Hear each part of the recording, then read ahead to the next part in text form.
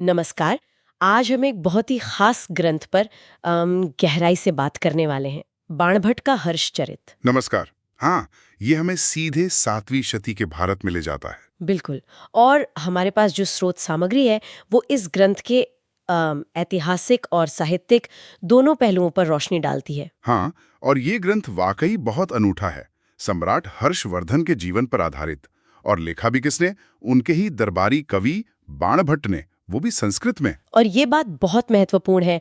जो स्रोत बताते हैं कि इसे संस्कृत का पहला ज्ञात ऐतिहासिक जीवन चरित्र माना जाता है। सही कहा।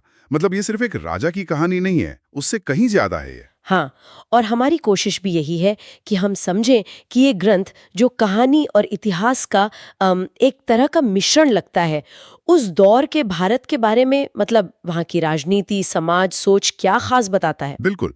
तो चलिए इसके अंदर झांकते हैं। स्रोत इसकी बनावट के बारे में क्या कहते हैं? कैसा है ये ग्रंथ?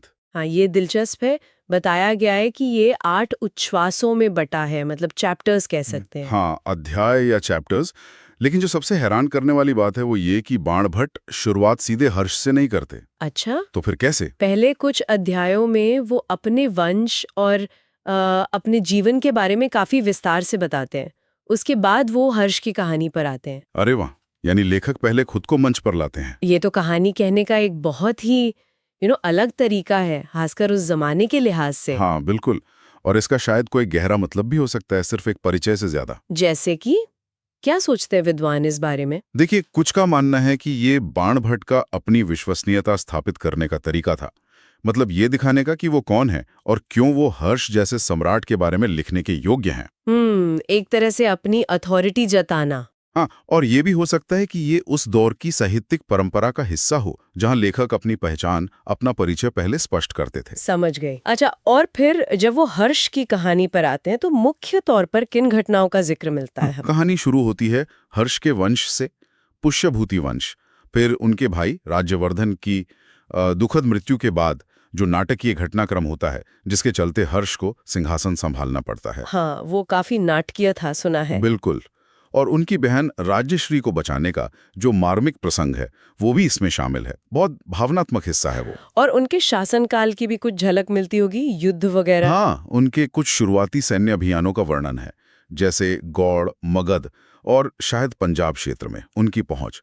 इससे हमें उस समय की जो राजनीतिक अस्थिरता थी हाँ, और एक साम्राज्य को जोड़ने में क्या चुनौतियां थी, उसका अंदाजा लगता है। स्रोतों में हर्ष के व्यक्तित्व को कैसे दिखाया गया है? क्या सिर्फ एक योद्धा की तरह, या कुछ और भी पहलू हैं? नहीं, सिर्फ योद्धा नहीं, उन्हें काफी बहुआयामी दिखाया गया। एक साहसी योद्धा तो थे ही, जाहिर है, लेकिन साथ ही उन्हें विद्वान, कला प्रेमी अच्छा। और धार्मिक रूप से सहिष्णु भी बताया गया। ये बड़ी बात है। वो बौद्ध धर्म के अनुयायी थे, पर ब्राह्मणों और दूसरे धर्मों का भी सम्मान करते थे। और ये बात भी तो महत्वपूर्ण है कि वो कवियों और विद्वानों के संरक्षक थे। इसका सबसे बड़ा सबूत तो खुद बाणभट्ट हैं। बिल्कुल बिल्कुल, उन्हीं के दरबारी कवि थे। हाँ। अच्छा, अब जरा इसकी भाषा और शैली पर आते हैं। स्रोत कहते हैं कि ये कोई सीधी साधी ऐतिहासिक रिपोर्ट जैसी नहीं है। अरे बिल्कुल नहीं। इसकी भाषा तो बहुत ही शानदार है। अलंकृत संस्कृत गद्य, मतलब उपमाओं, रूपकों और लंबे लंबे समासों से भरी हुई। ओ, इसे महज गद्य नहीं, गद्य काव्य कहा जाता है। गद्य काव्य यानी गद्य में लिखी गई कविता। हाँ, कुछ वैसा ही समझ लीजिए। ये संस्कृत गद्य की साहित्यिक उत्कृष्टता का एक शिखर माना जाता है। तो ये जो इतनी काव्यात्मक शैली है, ये अलंकरण है, क्या ये सिर्फ सुंदरता के लिए है, या इसका इस बात पर भी असर पड़ता है कि हम इसे एक ऐतिहासिक स्रोत के तौर पर कैसे देखें? इसमें कोई दिक्कत तो नहीं आती? ये बहुत महत्वपूर्ण सवाल है। देखिए, ये शैली उस युग के जीवन को, दरबार की भव्यता को, प्रकृति के सौंदर्य को, यहाँ तक कि युद्ध के दृश्यों को भी एकदम जीवंत बना देती है।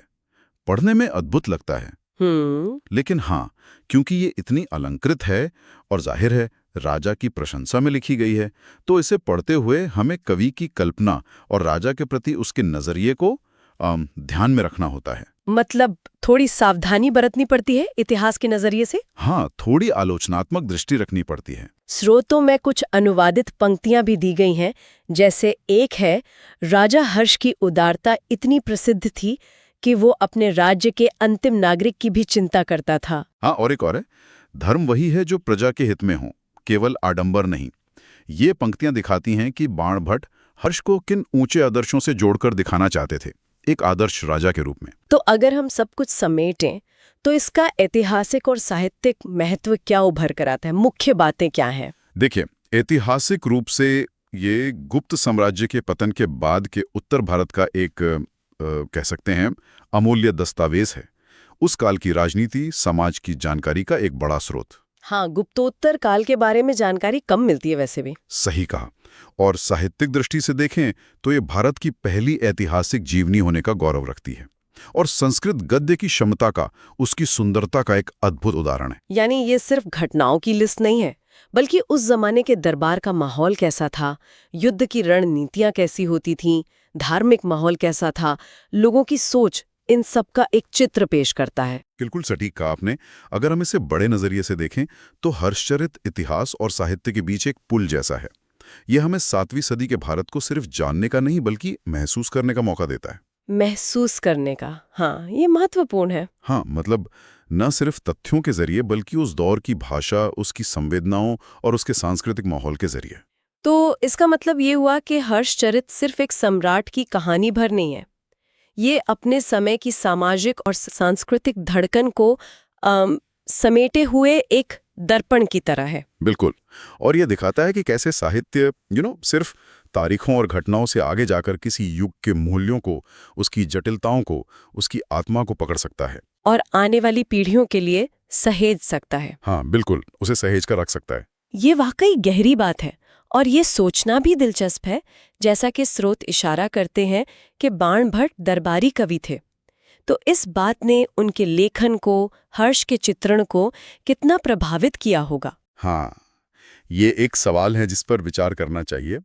किसी भी दरबारी लेखन को पढ़ते हुए ये सवाल मन में आता है, कितना वस्तुनिष्ठ है, कितना प्रशंसात्मक। बिल्कुल, ये एक संभावित पूर्वाग्रह है जिसे ध्यान में रखना जरूरी है जब हम इसे इतिहास की तरह पढ़ते हैं।